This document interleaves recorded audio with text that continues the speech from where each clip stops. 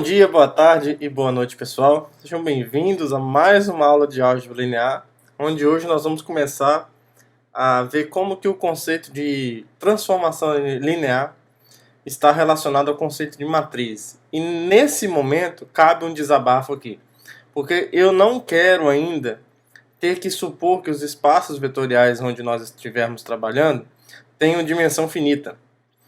Só que para fazer isso, a gente precisa trabalhar com o conceito de matriz com cardinalidade arbitrária, com tamanho arbitrário.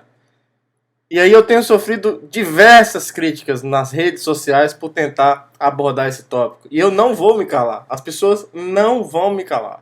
Tá? Quem fez isso sabe para quem eu estou falando. Eu não vou citar o nome aqui para não dar ibope.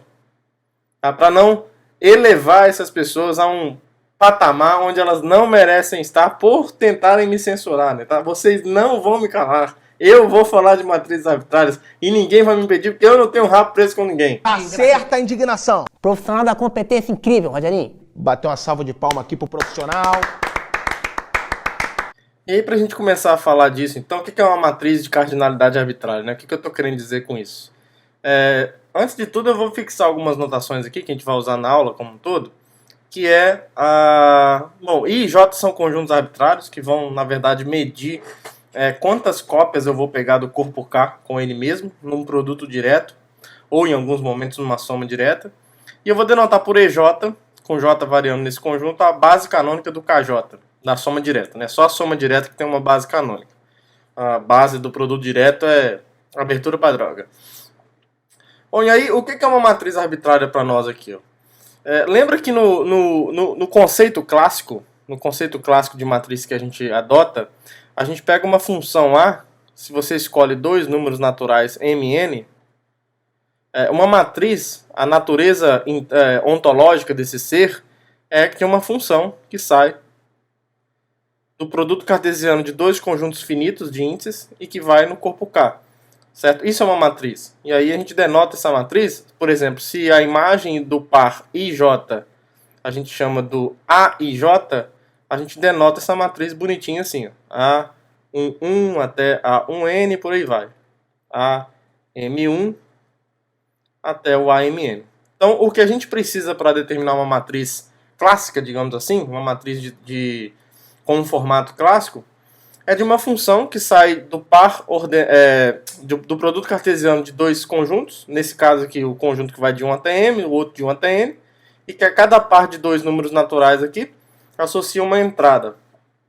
Só que nada nos impede, bom, nesse exemplo específico aqui é como se o conjunto I fosse esse e o J fosse esse. Mas nada nos impede de considerar esse conjunto aqui, ó, ou um elemento desse tipo aqui, um elemento que seja na verdade uma função do cartesiano de I com J indo em K, aonde esses conjuntos I e J podem ser absolutamente qualquer coisa, tá? Absolutamente qualquer conjunto. E aí o conjunto de todas essas funções a gente já sabe como que ele se comporta. Não é que a gente sabe como ele se comporta, mas a gente já tem uma notação padrão para isso. É o produto direto do corpo K na cardinalidade desse conjunto. Tá? Então os elementos que estão nesse produto direto, por definição, são funções do I cartesiano J indo no corpo K, certo? E aí, uma maneira razoável de nós denotarmos isso daqui para nossa sanidade mental é o seguinte, usando isso que nós fizemos no caso finito, é que cada par ordenado nesse conjunto, I cartesiano J, vai determinar um elemento alfa de IJ aqui no corpo K, certo? Então, em nome da nossa sanidade mental, a gente vai denotar a imagem do par ordenado IJ por alfa, por essa função, assim, ó, como alfa IJ, I, vírgula J. Mas a gente vai denotar mais ainda, na maioria das vezes, como só alfa IJ mesmo. Essa vírgula aqui pode ser útil em alguns momentos onde esse I e esse J forem explícitos. Por exemplo, até mesmo no caso finito. Se você tiver uma matriz que é 12 por 12, aí você quer falar do elemento que está na décima linha e na décima coluna, se você fizer isso daqui, ó, 10, 10, vai ficar parecendo que você está falando do alfa 1010. Então, para você evitar esse tipo de ambiguidade, quando os caras forem explícitos, você pode colocar uma vírgula aqui. Tá? Então, por isso que às vezes a notação alfa I, vírgula J é uma notação mais adequada do que alfa e j. Mas se você estiver lidando com termos gerais, com generalidades, aí esse alfa e j sem vírgula não vai trazer nenhuma ambiguidade e é a forma como a gente vai denotar na maior parte das vezes. Então, com essa definição, dado um elemento alfa aqui no produto direto do K em relação a esse conjunto, a gente já usou essa definição antes, né? A gente pode denotar o alfa como sendo justamente as suas entradas. Uma notação, onde o i e j aqui varia no conjunto de índices. Tá? A diferença aqui é que o conjunto de índices está variando num conjunto que é o produto cartesiano de dois conjuntos arbitrários. Então, esse espaço aqui, ó, feitas essas considerações, esse espaço aqui é o que a gente chama de espaço de matrizes arbitrárias. No sentido de que a gente não está fazendo nenhuma hipótese sobre a finitude do conjunto I e do conjunto J, tudo bem? E isso é um espaço vetorial. A gente já viu que isso é o produto direto do corpo K na cardinalidade do cartesiano de I com J, certo? A gente sabe que o K, do conjunto das funções, né, de x em K, isso é um espaço vetorial, produto direto, para qualquer conjunto X. Em particular, se esse conjunto X for o produto cartesiano de dois conjuntos. Tudo bem? Então a gente tem uma estrutura canônica de espaço vetorial nisso daqui, que é a soma coordenada, o produto por escalar, você multiplica o escalar em cada coordenada e vida que segue. E aí nesse espaço de matrizes arbitrárias você pode considerar o subespaço formado pela soma direta, que são as matrizes, que nesse caso aqui, que vão ter uma quantidade apenas finita de entradas não nulas. Tá? Então isso daqui é um subespaço vetorial do espaço de matrizes arbitrárias, tá? E aí, esse conjunto aqui, ó, vai desempenhar um papel importantíssimo na aula de hoje e também no estudo de transformações lineares no geral, porque a gente vai ver como cada matriz dessa daqui induz uma transformação linear. Porque, na verdade, nós já vimos no início do nosso curso que estamos aqui, que quando eu pego uma matriz clássica, de tamanho clássico, digamos assim, né, que é uma matriz M por N, que nada mais é do que o K na cardinalidade, ou o K, o produto direto do corpo K nesse negócio aqui, ó. Aqui talvez em algum momento possa ser interessante a gente fixar uma notação, né? Tipo IN é o conjunto 1 até N, e aí isso daqui na verdade vai ser o K no cartesiano de IM com IN. Pode ser bastante razoável a gente fazer isso. Então nós já vimos, por exemplo, que quando eu tenho uma matriz desse tipo, quando a gente estuda sistemas lineares, a gente estuda coisas desse tipo, e já vimos, por exemplo, que o conjunto de solução de um sistema linear associado a uma matriz, ele é um subespaço vetorial do espaço adequado aqui, né? MN1K, ou espaço n-dimensional sobre o K, o espaço afim n-dimensional sobre o K. E aí, para provar isso, a gente usou uma propriedade muito importante, que é essa daqui, ó. A gente usou que quando eu pego uma matriz A e multiplico por um vetor, aqui, isso é a mesma coisa que alfa AU mais A vezes V. Então, olha só, a gente observa que o próprio produto de matrizes por um vetor, no caso clássico, em que as matrizes são finitas, digamos assim, tem tudo a ver com a ideia de linearidade, certo? Agora que nós temos posse da terminologia linear, a gente pode dizer então que basicamente o produto de uma matriz por um vetor, a coisa clássica, né, com as coisinhas bonitinhas, finitas, bonitinhas, induz uma transformação linear daqui, ó. Se essa matriz é M por N, observe que quando eu pego um vetor aqui N por 1, e eu multiplico, e eu pego um vetor V aqui e levo em A vezes V, o A vezes V vai ser um vetor M por 1, e essa função aqui é uma transformação linear entre esses dois espaços vetoriais. Tá? Isso daqui você pode, se você quiser, enxergar, isso aqui claramente é isomorfo ao Kn, né? E aqui é claramente isomorfo ao Km. Então observe que uma matriz M por N induz naturalmente uma transformação linear entre o Kn e o Km. Tudo bem? E aí o que a gente vai fazer na aula de hoje é provar que isso não precisa ser visto apenas no caso finito. A gente consegue uma coisa desse tipo, a gente consegue uma ideia de um produto de uma matriz arbitrária para um vetor arbitrário na soma direta, de modo que isso vai induzir uma transformação linear entre isso, ó, se a gente tiver uma matriz desse tipo, a gente vai conseguir através dela, através de um alfa aqui, a gente vai conseguir introduzir o que a gente vai chamar de L-alfa, uma transformação linear entre a soma direta do K na cardinalidade J e o KI, dando uma ideia do que significa um alfa, matriz arbitrária, multiplicada por alguém que está na soma direta de K na cardinalidade de J.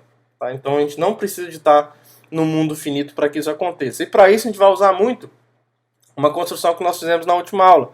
Se a gente tiver, por exemplo, eu vou usar uma outra notação aqui, se a gente para não confundir com essa, mas a gente já viu que se a gente tem um lambda no KJ, produto direto, isso daqui induz um funcional linear na soma direta, que faz exatamente isso daqui. Ó. Se você pegar um beta aqui na forma beta, J e blá blá blá, isso daqui é a soma dos lambda J, beta J, onde o lambda J é a J-esma entrada do lambda e o beta J aqui é a J-esma entrada do beta. O fato de você trabalhar na soma direta aqui faz com que essa soma esteja bem definida, né, como alguém no corpo K, e já vimos que isso aqui é um funcional linear. A gente vai usar esse funcional linear em cada pedaço dessa matriz para determinar o que seria o produto entre uma alfa que está aqui e um elemento que está aqui. A gente vai ver que é possível definir uma espécie de um produto, alfa vezes beta, de modo que essa coisa, de maneira bem razoável, usando esses funcionais aqui, de modo que isso daqui caia na soma direta do corpo K na cardinalidade de I. Tá? De modo então que, fixado o alfa, a gente vai ter então pelo menos uma função entre a soma direta do K na cardinalidade de J, indo na soma direta de K na cardinalidade de I, no cardinal de I. Tá? Então vamos começar a fazer essas coisas, feitas essa introdução que eu espero que aguce a curiosidade de vocês. Antes de fazer as coisas que eu prometi, a gente vai ver que é possível estabelecer um isomorfismo entre esse espaço de matrizes arbitrárias, dado pelo conjunto I cartesiano J, e o produto direto do produto direto. Claro, com os conjuntos aqui adequados. Essa psi aqui pode parecer uma coisa meio doida, mas ela não é doida não. Porque olha só, a ideia desse isomorfismo aqui que a gente vai conseguir, deixa eu fazer um rascunho aqui do lado, entre o KI, J, ser isomorfo ao KI cartesiano J, para provar esse resultado a gente não vai precisar de nada de assumir que o I e o J são finitos. Mas para, digamos, opa, aqui faltou um... Aqui é long maps to, né? Não é o long right arrow.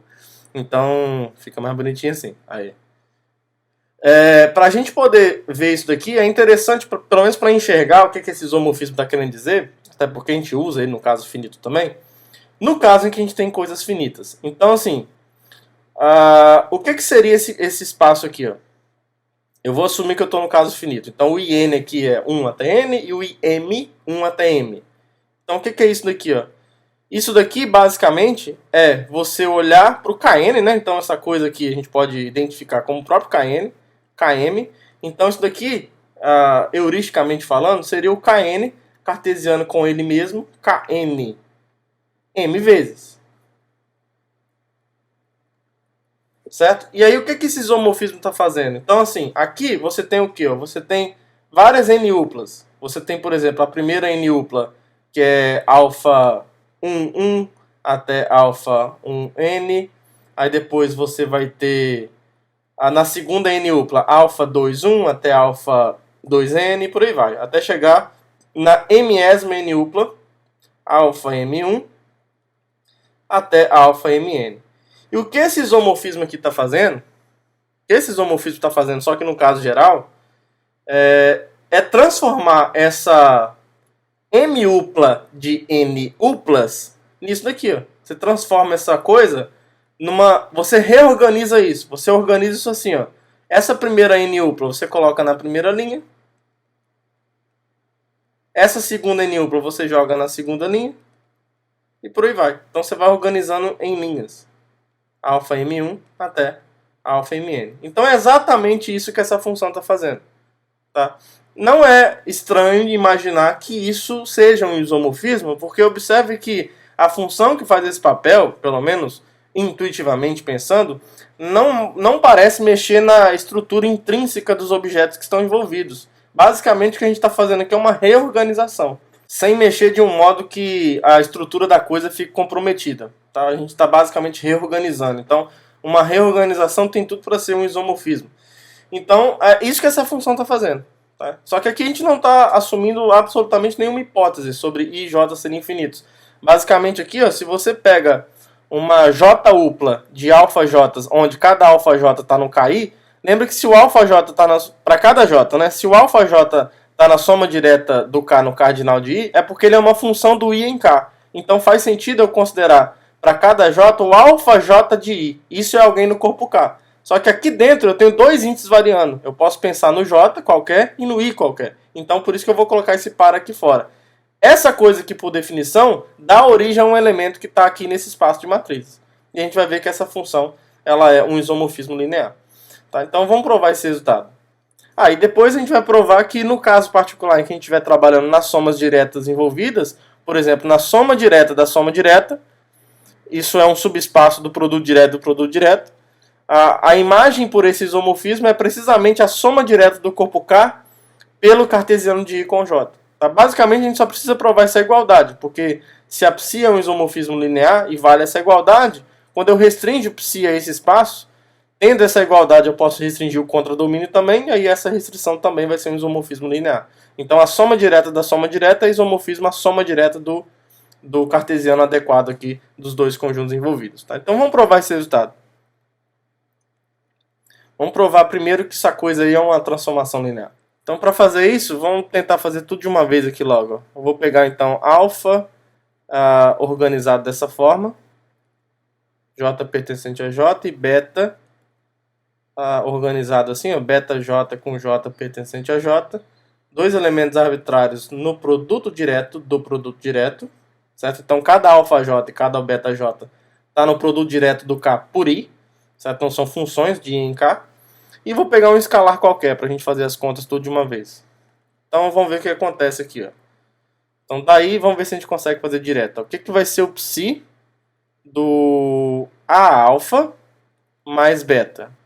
Isso tem que dar A psi de alfa mais psi de beta. Né? Vamos ver o que é isso então. Por definição, eu vou somar aqui dentro primeiro para ficar mais claro as componentes que vão aparecer. Então isso aqui é psi de quê? Ó? Do A alfa j mais beta j, certo? Eu só usei mesmo a definição das operações usuais dentro do produto direto. Então eu vou em cada coordenada aqui, somo e multiplico por escalar em cada coordenada, então vai resultar nisso. Aí pela definição que foi dada, o que a psi faz? Ela pega a jésima coordenada, aplica no i, certo? Aqui dentro isso dá origem a um elemento do corpo K, e aqui fora você faz o i e o j variarem arbitrariamente. Então isso daqui por definição vai ser o quê? Ó? Vai ser a função, isso aqui é uma função, a alfa j mais beta j aplicada em i, e aqui fora isso gera uma sequência louca, onde o i e o j podem variar livremente. Então vou fazer a conta aqui dentro. Essa conta aqui dentro agora está no corpo K, certo? Eu tenho uma função aplicada em i. Então, pela definição de soma e produto por escalar de função, pela definição das operações usuais de funções, isso aqui é o a alfa ji, certo? Mais o beta j aplicado em i. E aqui fora o i e o j estão variando livremente. Tudo bem? Aí o que vai acontecer aqui? Isso aqui, pela definição das operações no produto direto do K por esse conjunto, I cartesiano J, é a mesma coisa que o A multiplicado por essa sequência, alfa ji, com I e J variando, mais o beta ji, com o I e o J variando. E aí, finalmente, isso é precisamente o A. Isso aqui, por definição, é o psi de alfa mais o psi de beta. Essa coisa aqui. Tá? Então, bem simples, né? Bem tranquilo provar que esse psi é uma transformação linear. Agora a gente vai mostrar, vamos ver aqui, vamos mostrar que psi é injetiva. Vamos mostrar que o núcleo é zero, né? Vou mostrar então que o núcleo de psi é o zero do produto direto. Então vamos lá, vamos pegar aqui um alfa Já vou escrever ele assim logo, alfa j com j pertencente a j, então isso quer dizer que cada alfa j está no produto direto do KI, pertencente ao núcleo de alfa, não, núcleo de psi, isso. A gente quer mostrar que esse alfa é o zero dessa coisa, aqui faltou uma chavezinha, né, isso, é o zero disso. Então o que isso significa? Se eu pego um alfa qualquer nesse núcleo, isso significa então que o psi alfa é igual ao zero disso daqui, ó. O que está nos dizendo, então, vamos lá, isso está nos dizendo que o alfa j de i, com i variando, com i e j variando, é igual a esse zero aqui. Ó. O zero dessa coisa é a matriz nula, né? É o zero em todas as entradas. Então, por igualdade de elementos que estão nesse espaço de matrizes, ou por igualdade de elementos que estão no produto direto, isso quer dizer que o alfa j de i é igual ao zero do corpo K para todo i pertencente ao i e para todo j pertencente ao j. Então, assim, isso significa o quê? Ó? Que fixado um j arbitrário, alfa j de i é zero para todo i. Tá? Então, isso significa, por exemplo, que o alfa j é o zero do produto direto para todo j pertencente a j.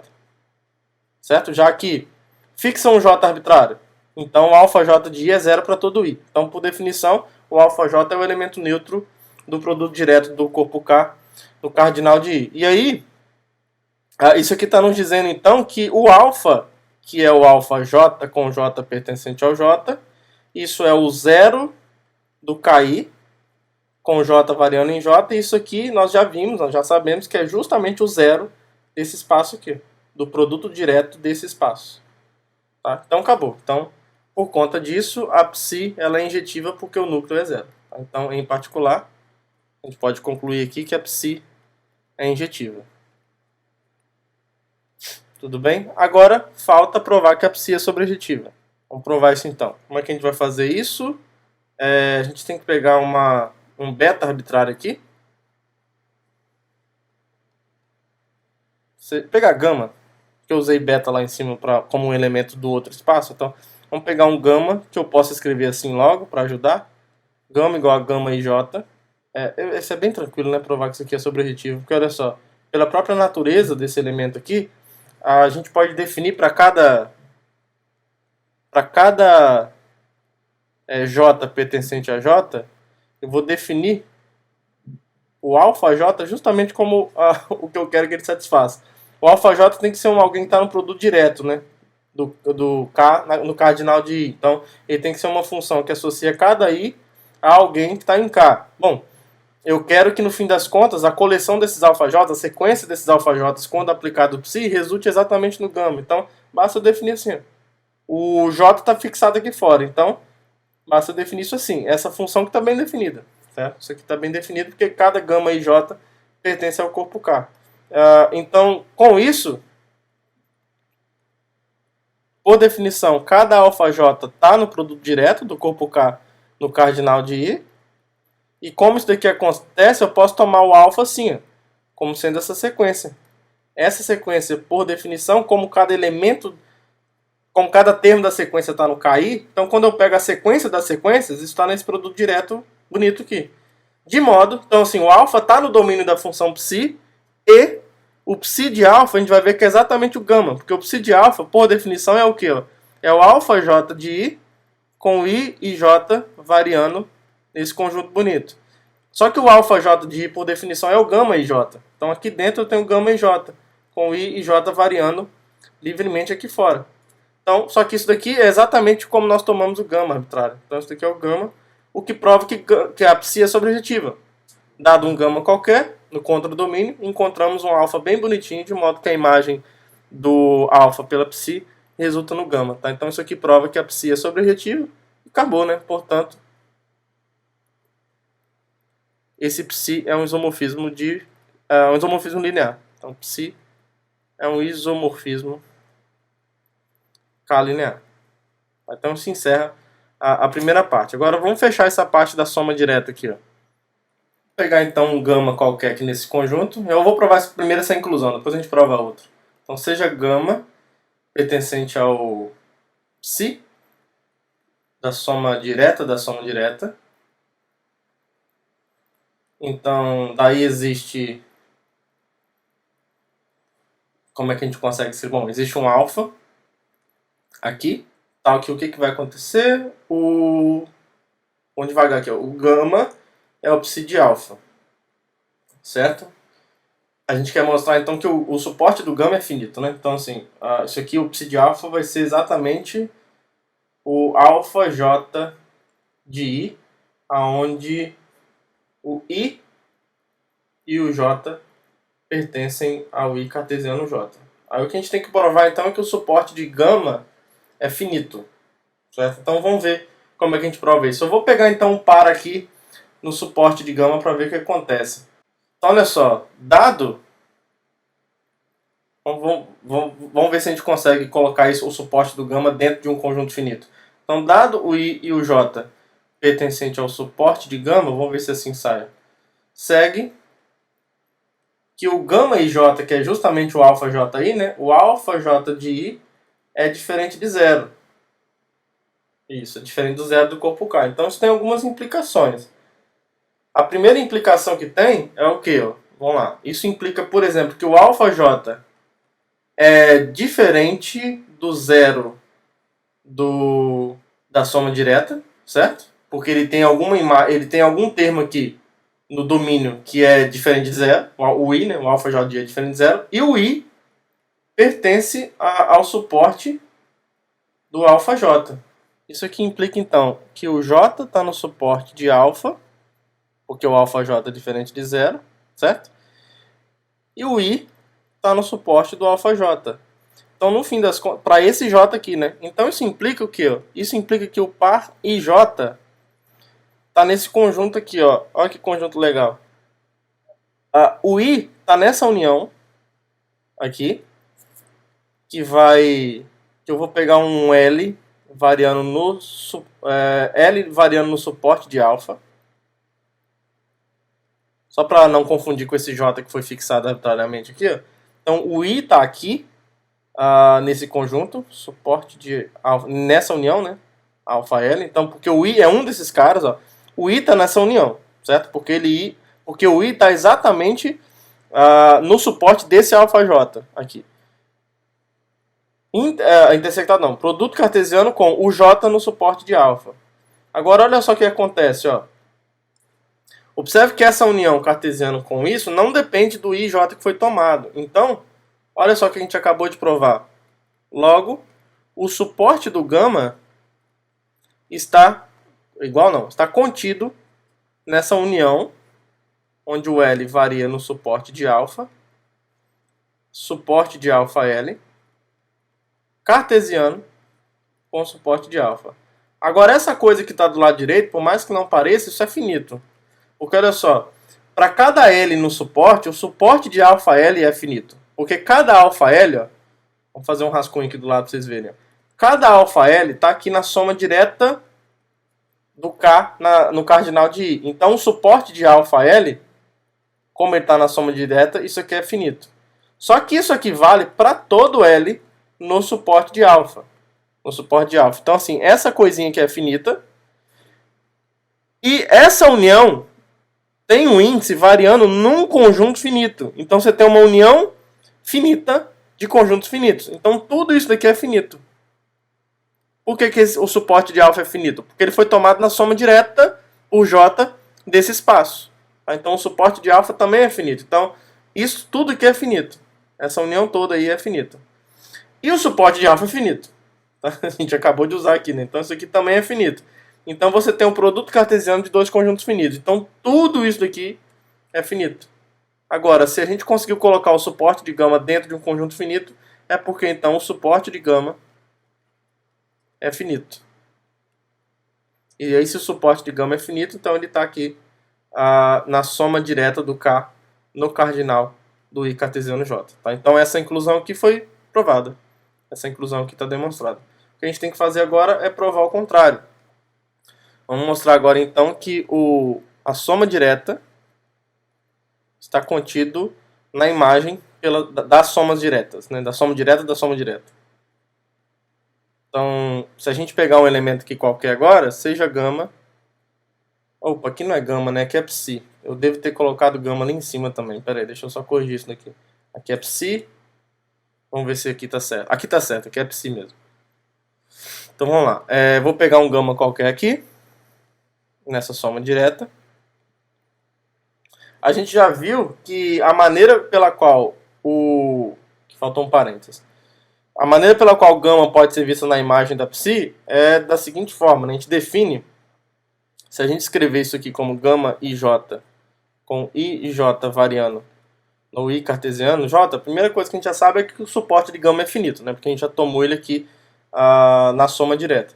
Mas se a gente definir dessa forma aqui, ó, defina alfa j indo de i em k, onde o i é elevado no alfa j, o alfa j de i por definição vai ser o gama ij.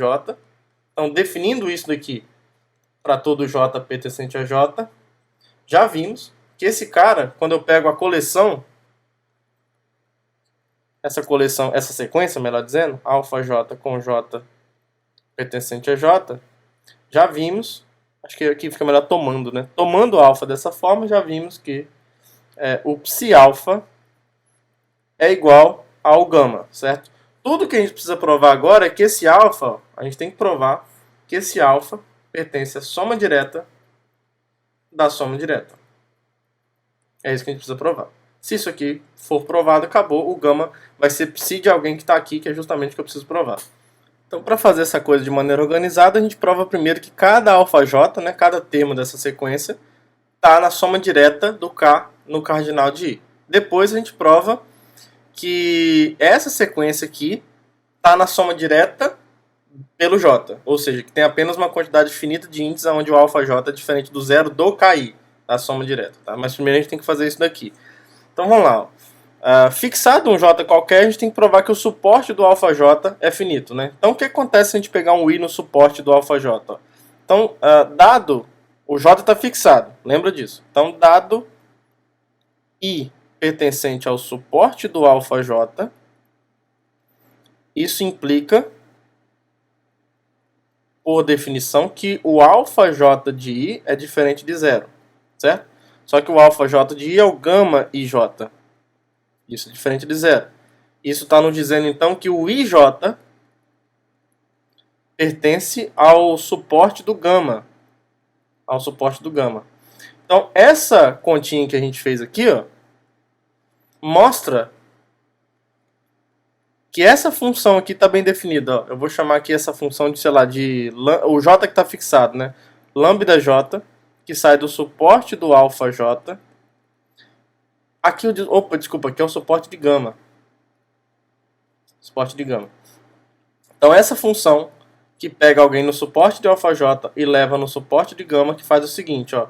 Ela pega um i aqui e leva no par ij. Essa função é injetiva, claramente é injetiva, tá? Porque o j está fixado. Se o lambda j de i1 for igual ao lambda j de i2, então o i1j é igual a i2j. Só que se o par ordenado é igual, as primeiras coordenadas vão ser iguais. Então o i1 vai ser igual a i2. Então claramente essa função aqui está bem definida. O estar bem definida foi essa continha que a gente fez aqui em cima. Isso aqui prova que essa função está bem definida. E é injetiva. A injetividade é muito fácil. Muito fácil. Então, se isso daqui é injetivo, isso quer dizer, então, que se esse conjunto da direita, né, se o contradomínio é finito, o domínio também tem que ser. Então, como o suporte de gama é finito, então... isso aqui isso acontece para todo J, né? Para todo J. Bota um pontinho final aqui. Então, como o suporte de gama é finito, então, o suporte de alfa j, aqui do lado direito é o mesmo conjunto, né? Isso é ótimo. Então, o suporte de alfa j é finito. Isso para todo j, porque a gente tem essa função injetiva aí para cada j. Agora, isso aqui está nos dizendo, então, que o alfa j está na soma direta para todo j. Bem bonitinho, né? Então, beleza. Então, assim, esse primeiro passo foi dado. Então, quando eu considero isso daqui, ó, o alfa, que é, por definição, isso daqui, alfa j pertencente ao j, ele está nessa coisa bonita aqui, por enquanto. Ó. Ele está no produto direto da soma direta agora. Porque nós vimos que as componentes dessa sequência estão na soma... Opa, peraí. Eu falei certo, mas escrevi errado. É o produto direto da soma direta. Então aqui dentro é soma direta e aqui fora é produto direto por enquanto. Porque nós já vimos que as componentes dessa sequência, os termos dessa sequência estão na soma direta. Agora, para provar que eu posso colocar... Para colocar aqui, ó, a soma direta aqui fora, a gente tem que mostrar que a quantidade de índices para as quais as sequências internas aqui, alfa j, são diferentes de zero, é finito. Tá? Então agora a gente tem que provar que o suporte de alfa é finito mesmo. A gente tem que provar isso daqui, ó, que o suporte de alfa, o suporte com relação aos termos da sequência alfa, né, que são os alfa j. Então a gente tem que provar que se eu pegar... A gente tem que pegar um j qualquer aqui e mostrar que o suporte de alfa está dentro de algum conjunto finito. Tudo bem? Então vamos ver como é que a gente faz isso. Então vamos pegar um j no suporte de alfa. Vamos ver que conta que a gente pode fazer aqui para enxergar um conjunto finito onde a gente pode colocar esse cara aqui. Então se o j está no suporte de alfa, isso quer dizer que o alfa j, vamos ver, que o alfa j é diferente do zero da soma direta. É a mesma coisa que o zero do produto direto, né? Em termos de elemento neutro é a mesma coisa. No fim das contas, isso implica que o alfa j de I0, vou colocar assim, é diferente de zero para algum I0 pertencente ao I. Isso. Vamos fazer a continha direitinho aqui. Só que esse I0 vai acabar estando no suporte do alfa j, né? Então, no fim das contas, olha só o que acontece, ó. Isso aqui implica, então, que o gama I0J é diferente de zero, o que implica, vamos ver se isso aqui ajuda em alguma coisa, hein? Que o I0J... Eita! Que o I0J pertence ao suporte de gama para algum I0 pertencente ao I. Isso aqui que a gente fez dá uma ideia, pessoal, de uma função sobreretiva que a gente pode criar. Ó. A gente tem que provar que essa função ainda está bem definida, mas olha só, a gente pode pensar nessa função aqui, ó, eta, que sai do suporte de gama no suporte de alfa. A gente quer provar que o suporte de alfa é finito, né? Então vou tentar dar uma ideia, pelo menos uma motivação de onde que veio essa ideia aqui que eu tive. A gente quer mostrar que o suporte de alfa é finito. A gente sabe que o suporte de gama é finito, né? Porque o gama foi tomado aqui na soma direta. Então, assim, se a gente consegue construir uma função sobreretiva do suporte do gama indo no suporte de alfa, sabendo que o suporte de gama é finito, em particular o suporte de alfa também vai ter que ser finito. Tá? A natureza de um elemento que está no suporte de gama é ser alguém da forma IJ, certo? Porque ele é alguém que está no I cartesiano J. E alguém no suporte de alfa é alguém que está... O alfa é uma sequência que varia em J, então é alguém que está em J. Então, assim, a função, digamos, canônica que a gente pode ter aqui é essa, só que a gente não sabe se isso aqui está bem definido ainda. Aqui eu sei, ó, isso aqui está aqui dentro e isso aqui está aqui dentro. Se fosse no I cartesiano J indo em J, essa função é a projeção, está bem definida. Então a gente tem um trabalho de provar primeiro que essa função está bem definida. Depois de provar que ela está bem definida, a gente tem que provar que ela é sobrejetiva. A prova da sobrejetividade dela é exatamente isso que a gente fez aqui. Ó. Porque olha só, se a gente jogar isso aqui para baixo, eu vou jogar isso aqui para baixo e finge que a gente não fez essa conta ainda. Tá? Do nada eu vou falar assim, ó, vamos mostrar, mas não é do nada, que eu fiz esse comentário aqui com vocês agora. Ó. Primeira coisa que a gente vai provar, uma afirmação que vai ser importante para provar que essa função está bem definida. Ó. Se o IJ está no suporte de gama, então J está no suporte de alfa. Vamos provar isso aqui rapidinho. Ó. De fato,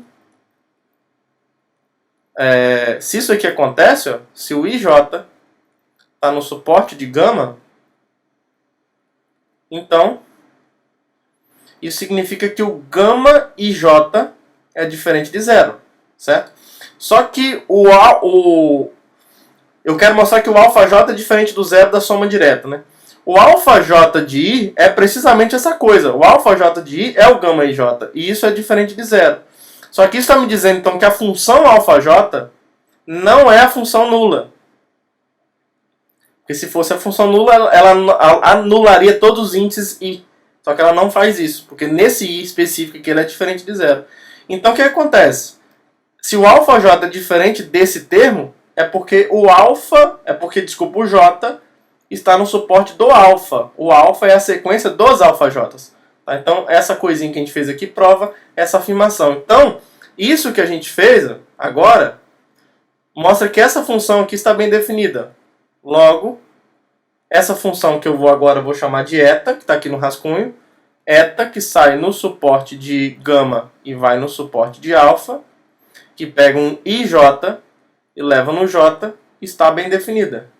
E aí eu vou afirmar para vocês aqui que essa eta é sobrejetiva. Aí eu vou aproveitar essas contas que nós fizemos aqui agora. Como é que eu provo que ela é sobrejetiva? Vou pegar um j qualquer no suporte de alfa. Então essas coisas que acontecem, o que a gente provou? Que existe um i0 pertencente ao i, onde o i0j está no suporte de gama. Então, agora acabou. Logo, quando eu pegar a eta do i0j, isso é igual ao que, por definição? Eta é a projeção, isso é o j. Então isso aqui prova que cada j no suporte de alfa é a imagem de alguém no suporte de gama. Então isso aqui prova que essa função é sobrejetiva.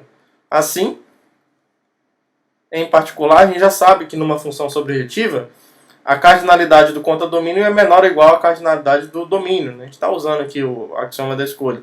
Então, isso implica, então, como o suporte de gama é finito, então o suporte de alfa também vai ser finito. Que era exatamente o que a gente queria provar aqui, né? Vou só voltar aqui atrás. Era a nossa afirmação principal. Então o suporte de alfa é finito, agora acabou. Se o suporte de alfa é finito, portanto, o alfa pertence a gente já sabia que ele estava aqui, ó. Mas como o suporte dele com relação a j é finito, então ele está na soma direta. E o psi alfa é igual ao gama inicial que foi tomado. Então isso aqui prova que o gama pertence à imagem dessa coisa aqui, ó, da soma direta. E isso encerra a demonstração dessa bela proposição. Tá? Então essa psi que faz esse papel é um isomorfismo entre os produtos diretos, e quando eu restringo as somas diretas, ele continua compatível, né? Ele leva a soma direta da soma direta na soma direta. Então, em particular, a gente tem esse isomorfismo bonito aqui, induzido por essa psi. E agora, então, a gente vai voltar ao problema proposto. Tendo essa compreensão daquele isomorfismo, quando precisar a gente vai usar. E aí uma pergunta que a gente pode fazer é como induzir, então, uma transformação linear a partir de uma matriz. Ou seja, a partir de uma matriz dessa forma aqui, ó, arbitrária. Estando num cartesiano arbitrário desse, na verdade num produto direto do corpo K por um cartesiano arbitrário de conjunto de índices. Então já deixei algumas coisinhas prontas aqui para a gente ganhar um tempinho. Então se eu pegar uma alfa dessa forma, como é que a gente vai fazer? A primeira coisa que a gente faz é para cada... a gente vai fixar aquilo que são as linhas dessa matriz, né? Então, assim como a gente faz um caso finito, eu vou denotar, quando eu tiver uma alfa dessa forma, eu vou chamar de alfa i esse termo, essa sequência aqui, ó. Só que o i está fixado e eu vou variar só o j. Então, quando você pega uma matriz e fixa a primeira coordenada, que tradicionalmente vai dizer respeito à linha, se você fixa a primeira coordenada, quando você varia a segunda, o que você está fazendo é variando as colunas. Então, quando você pega fixado uma primeira coordenada e varia as colunas, você tem a linha. Então, isso daqui, que é um elemento, isso aqui está variando no J, né? Então está aqui, esse elemento, KJ. Esse elemento aqui é o que a gente pode chamar de iésima linha da matriz alfa. Tá? Então isso aqui para cada i. Então para cada i fixado, está escrito aqui embaixo já, mas só para a gente ir escrevendo o raciocínio, para cada i fixado a gente fixa essa linha. Tá? E aí, quando eu fixo essa linha, eu posso considerar o funcional linear associado a ela, pelo que nós vimos na última aula. Esse elemento está no KJ, no produto direto. Nós vimos na última aula que o produto direto é isomorfo ao dual da soma direta. E o isomorfismo que faz isso é justamente considerar para cada elemento desse o seu dual. Na verdade, a sequência, o termo dual que sai da soma direta adequada, né? Se aqui esse cara tá no produto direto por J, então o dual dele vai estar na soma direta. Vai estar definido na soma direta. Então isso aqui é um funcional linear definido na soma direta, ou seja, um termo que está no dual da soma direta, que pega cada termo desse daqui, ó, beta J, J em J, e leva nessa soma. Isso aqui é o que a gente definiu como alfa e estrela de beta. Está bem definido, né? Nós já vimos isso na última aula. Então isso daqui é essa soma aqui, ó. Deixa eu colocar uma variável qualquer aqui, alfa L com L pertencente ao J, porque eu não vou... Não, aqui não precisa não. Pode ser o J pertencente ao J mesmo. Eu não vou mexer com esse I fixado aqui não. Esse I não vai fixar aqui, ele não vai variar aqui dentro. Então esse é o alfa i J, né? Porque as coordenadas de alfa i em relação ao J é alfa i J. É o J que varia, né? Então vou colocar aqui o alfa i J, beta J. Basicamente o que você está fazendo é pegar a iésima linha e multiplicar com digamos, vendo o beta como se fosse uma coluna e fazendo os produtos os produtos correspondentes. No caso, finito dá no mesmo. Então, nós já vimos que esse funcional linear está bem definido, é um funcional linear mesmo, então está escrito aqui já, dessa forma. E aí, então, o que a gente vai fazer agora? Eu quero dar um sentido para isso daqui, ó.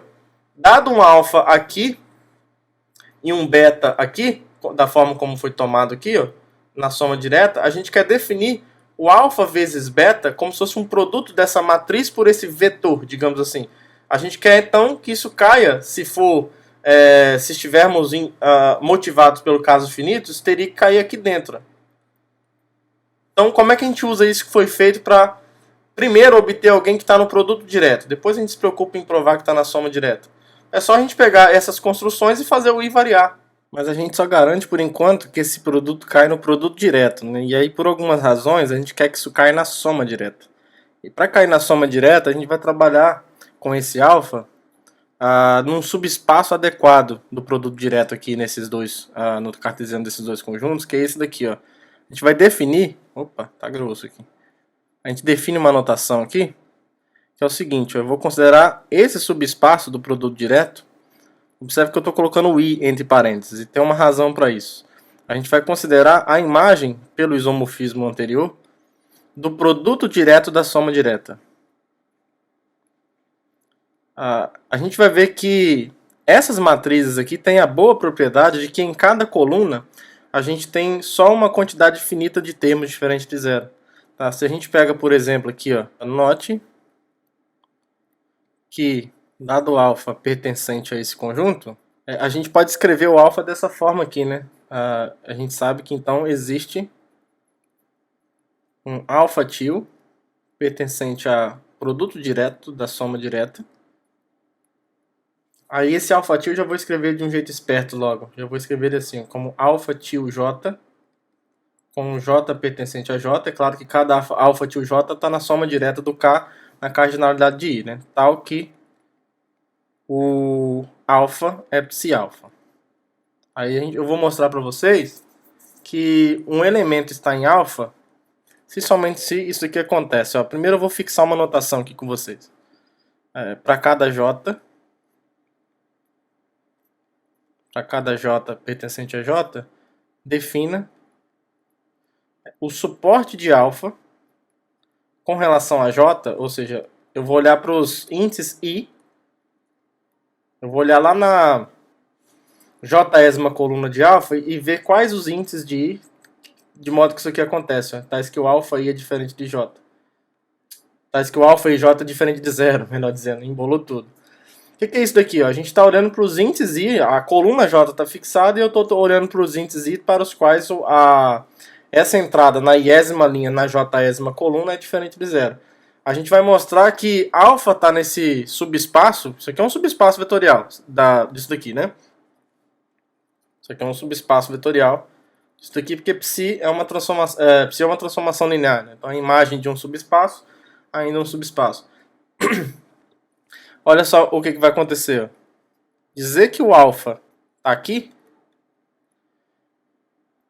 KIJ é equivalente a dizer que o alfa-til, que eu estou chamando aqui do psi da inversa, né, no alfa, o alfa-til igual a alfa-j pertence ao produto direto da soma direta, certo? Agora, dizer isso é dizer que cada alfa-til j pertence à soma direta do K, a cardinalidade do I, para todo j pertencente a j, o que está nos dizendo que o suporte do alfa-til j é finito para todo j pertencente ao j. Tá? Agora é rápido verificar que o suporte do alfa-til j é a mesma coisa que o suporte de alfa em j. Porque olha só, observe que o I pertence ao I. O I está no suporte de alfa com relação ao j, se somente isso aqui acontece. Ó, olha só, uma continha rápida aqui. Ó. O I está no suporte em relação ao j de alfa, se somente se, pela definição, o alfa e j é diferente de zero. Agora, como o alfa é o psi desse alfa-til, é só você olhar para a lei de formação do isomorfismo psi, dizer que o alfa e j é diferente de zero é a mesma coisa que dizer que o alfa-til do j, alfa-til j no i, isso é diferente de zero. Porque o alfa-til j no i é exatamente o alfa e j. É isso que o isomorfismo psi faz, né? E aí, só que isso daqui está dizendo que o i está no suporte do alfa-til j. Tá? Então essa sequência de equivalências aqui, ó, mostra que o suporte de alfa em j é a mesma coisa que o suporte do alfa-til j. Então olha aqui, ó. Isso daqui então está nos dizendo que o suporte do alfa em j é finito. Então a gente consegue caracterizar os elementos que estão nesse subespaço das matrizes. É um subespaço de matrizes a gente pode dizer com colunas finitas. Na verdade não são as colunas que são finitas, mas em cada coluna a gente tem uma quantidade finita de índices i para os quais esses caras são diferentes de zero. Então um elemento está aqui nesse subespaço se somente se isso daqui acontece. E aí, tomando um alfa se a gente toma esse alfa nesse subespaço, esse alfa vezes beta vai estar na soma direta do K com o I. A gente consegue provar isso. Tá? Então, uma última afirmação aqui antes da gente continuar. Se essa matriz aqui, ó, for tomada nesse subespaço especial de colunas finitas, digamos assim, não são as colunas que são finitas, mas tem só uma quantidade finita de termos diferentes de zero. Se isso daqui está aqui, ó, então alfa vezes beta, como nós definimos, pertence à soma direta do KI, certo? Como é que a gente prova isso então? Basta a gente pegar um i no suporte do alfa beta. Olha só o que vai acontecer, ó. Se o i está no suporte do alfa beta, isso quer dizer que o suporte o alfa beta é o que? Só lembrando, ó, alfa beta é definido como sendo essa sequência aqui, ó. Eu pego o dual do alfa i, que é a iésima linha do alfa, aplico em beta e faço o i variar em i. Então isso implica que o alfa estrela i do beta é diferente de zero, porque isso daqui é justamente a iésima entrada, né, do alfa vezes beta. Só que por definição o funcional de alfa i em beta, entendendo o beta como aquela sequência beta-j, vai dizer então que essa soma aqui, ó, alfa i j vezes beta-j é diferente de zero. O que implica necessariamente que alguma parcela dessa daqui tem que ser diferente de zero. Porque se todas fossem iguais a zero, essa soma toda seria zero. Então isso vai implicar que existe um j0 em j, tal que quando eu pegar o alfa i j0 vezes o beta j0, isso é diferente de zero. Então isso implica em algumas coisas. Primeiro, que o alfa i j0 é diferente de zero e o beta j0 é diferente de zero, certo? Porque se um produto de dois elementos dá diferente de zero, é porque os dois precisam ser diferentes de zero. Se um dos dois fosse zero, esse produto daria zero. Então isso aqui nos diz, por exemplo, que o j0 pertence ao suporte de beta, porque o beta j0 é diferente de zero, E o I, de acordo com o que nós definimos, está no suporte de alfa com relação ao J0. Que a gente sabe que é finito porque a gente está tomando alfa, essa matriz especial. Então, isso aqui está nos dizendo o seguinte, ó. I está nesse suporte de J0 para algum J0 em J. Então, a gente acabou de provar que o I está nessa união. Onde o J varia no suporte de beta e aqui suporte de alfa com relação a J. Certo? Então, assim, o que nós provamos? Uma primeira conclusão aqui, ó. Logo, o suporte do alfa vezes beta está contido nessa união. Agora, vamos lá, ó. Isso daqui é finito para cada J, porque a gente está trabalhando no subespaço especial, digamos assim, um subespaço de matrizes especiais, de colunas finitas sobre K. E o J varia num conjunto finito. O suporte de beta é finito, porque beta é tomado... Acho que eu esqueci de escrever aqui, né? Mas o beta é tomado na soma direta do K na cardinalidade de J. Então, o suporte do beta é finito. Então, a gente tem uma união finita de finitos. Então, tudo isso daqui é finito. Isso é finito. Então, a conclusão que a gente chega é que o suporte de alfa vezes beta é finito. Certo? Então, se o suporte de alfa vezes beta é finito, é porque esse elemento alfa vezes beta, da forma como nós definimos, que está no produto direto do corpo K no cardinal de I, está na soma direta do corpo K no cardinal de I. Tudo bem? E aí, então, com isso, a gente monta naturalmente uma função que sai cada alfa nesse espaço de matrizes, né, nesse subespaço de matrizes, com colunas finitas, entre aspas, induz uma função, certo? Entre a soma direta de K no cardinal de J e a soma direta de K no cardinal de I. O que a gente prova agora é que essa função, além de ser uma função bem definida, que nós acabamos de provar, isso é também uma transformação linear. Bom, então como é que a gente vai demonstrar isso? Aqui vai ser o alfa está fixado, né? O que vai variar são os betas. Aqui vai ser interessante a gente escrever isso dessa forma, ó. A gente vai trabalhar com os funcionais. Será que vai precisar disso mesmo? Acho que não vai precisar não. Quer ver? Olha só. Eu acho que vai ser imediato. Depois a gente vai precisar de trabalhar com a função que associa cada elemento ao seu funcional. Mas aqui eu acho que não vai precisar não. Se a gente pega, por exemplo, ó, sejam beta e beta' pertencente à soma direta por J e A um escalar K em K. Né? Então, o que vai acontecer? Ó, se você pegar L alfa de A beta mais beta', vamos lá, isso aqui por definição é o alfa vezes o A beta mais beta', certo? Aí aqui por definição isso é o alfa e estrela aplicado no A beta mais beta', com o I variando em I aqui fora.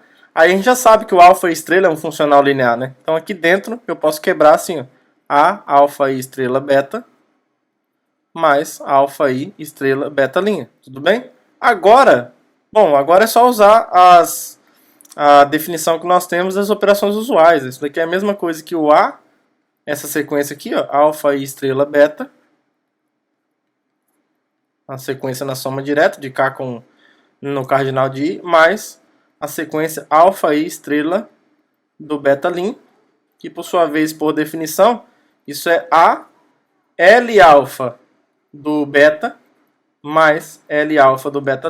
Então, está devidamente demonstrado que essa função aqui é uma transformação linear. Então, nós acabamos de ver como que uma matriz, onde em suas colunas a gente tem uma quantidade finita de termos, no máximo finita de termos diferente do zero, como que isso induz uma transformação linear entre o K no cardinal do J e o K soma direta no cardinal de I. E aí nessa proposição a gente vê algumas boas propriedades que esse produto que nós acabamos de definir possui. Tá?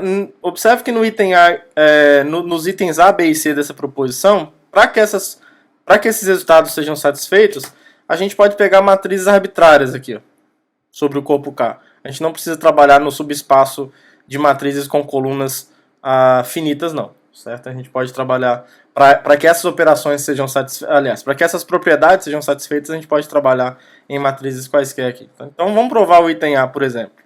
A gente tem uma linearidade à esquerda, né, nesse produto. É basicamente isso que esse resultado está dizendo. Então como é que a gente prova isso? Aqui vai ser útil trabalhar com aquele morfismo injetivo que nós temos. Na verdade, é até um isomorfismo que nós temos, né? Esses alfas estão aqui. Então, considerar aquela transformação linear que faz isso daqui, ó, que a gente chamou de delta na última aula. Na verdade é um isomorfismo, né?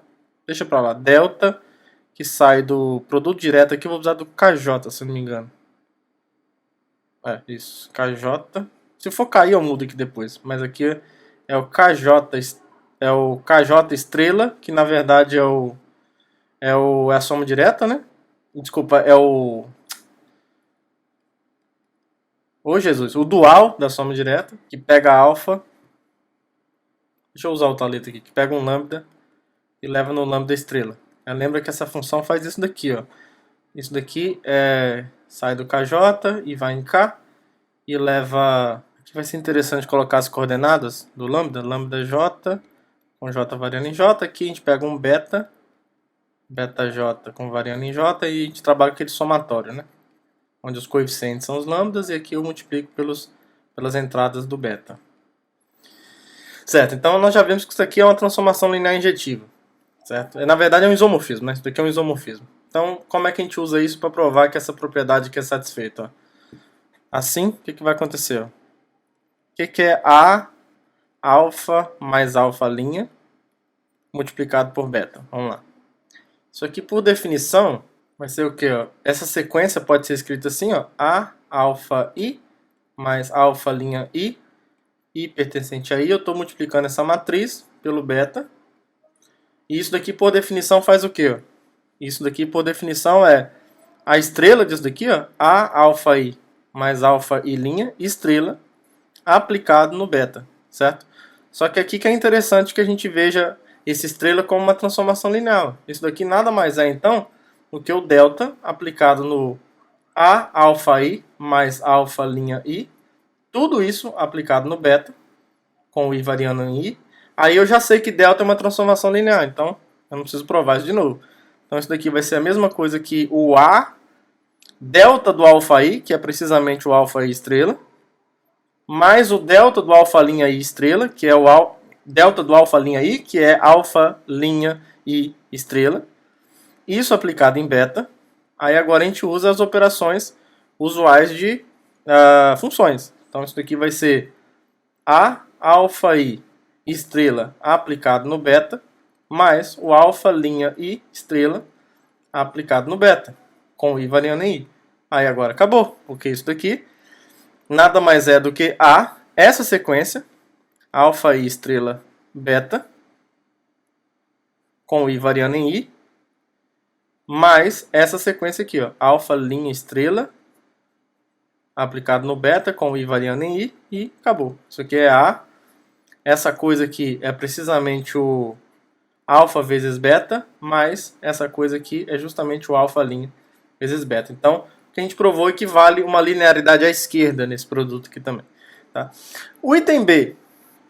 O item B está dizendo que toda vez que você pega uma matriz alfa e multiplica pelo jésimo vetor canônico da soma direta de K por J, isso te entrega exatamente a jésima coluna da matriz alfa, tá? Porque como isso aqui está acontecendo, ó, se você olhar para essa coisinha aqui, ó, só com o I variando, se o J está fixado, quando você varia o I, com essa convenção que a gente faz, você está variando na linha. Então você está pegando a coluna J. Isso daqui, então, é precisamente a jésima coluna da matriz alfa. Então ela tem, quando você pega alfa e multiplica por EJ, ela tem essa boa propriedade de resultar exatamente na jésima coluna de alfa. E a prova é bem tranquila, porque olha só, o item B aqui, dado um J pertencente ao J, o que é o alfa vezes o EJ?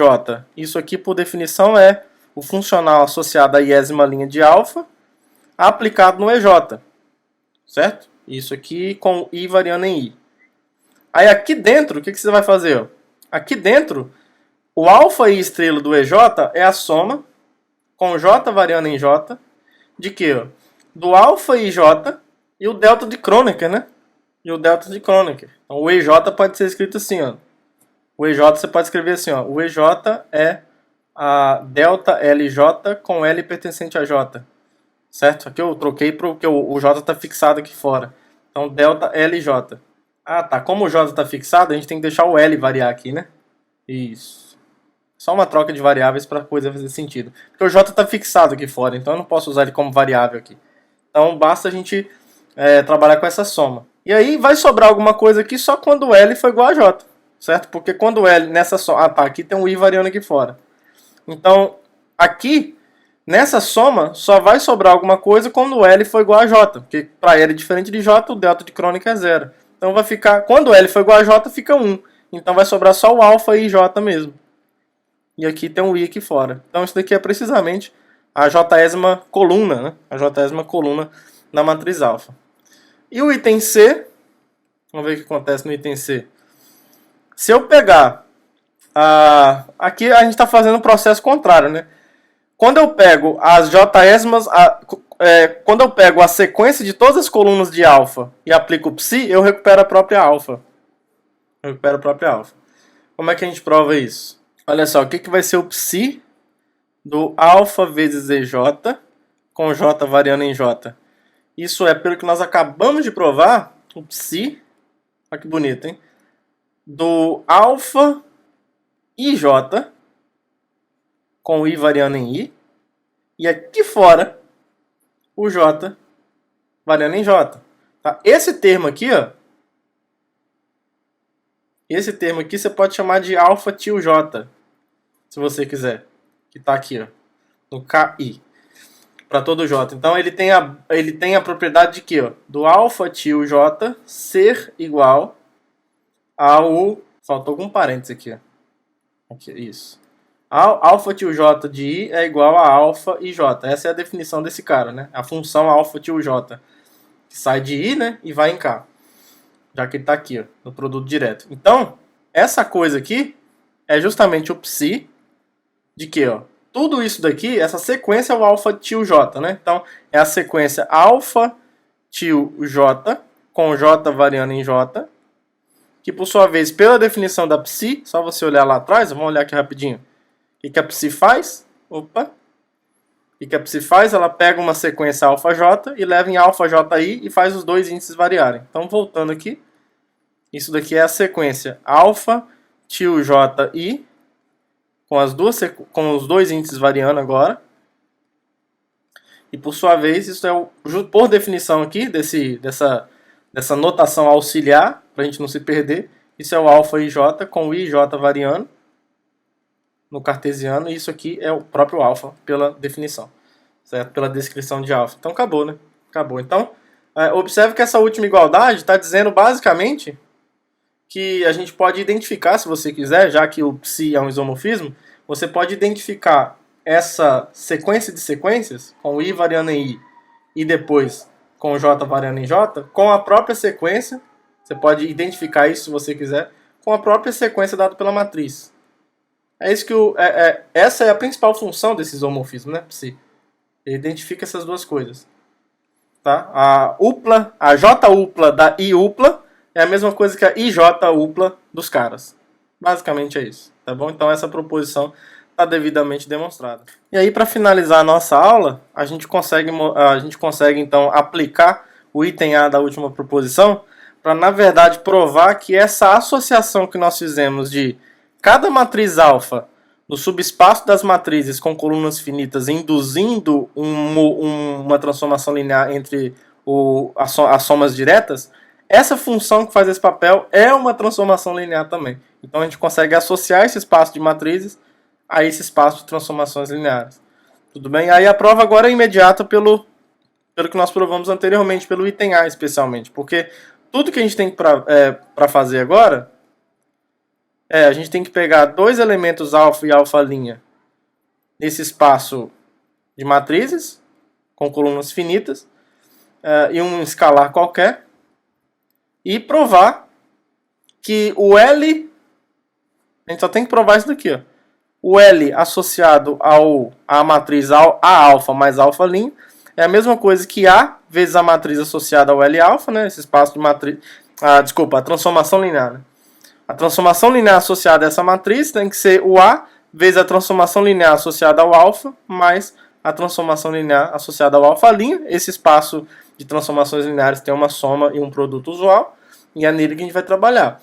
Como eu estou querendo verificar a igualdade de coisas que são funções, porque são transformações lineares, a gente só precisa verificar que elas são iguais em qualquer valor, certo? Em qualquer termo da soma direta. Seria suficiente trabalhar só na base canônica da soma direta, mas aqui não vai ficar mais fácil fazendo assim, justamente por causa da propriedade da proposição anterior do item A.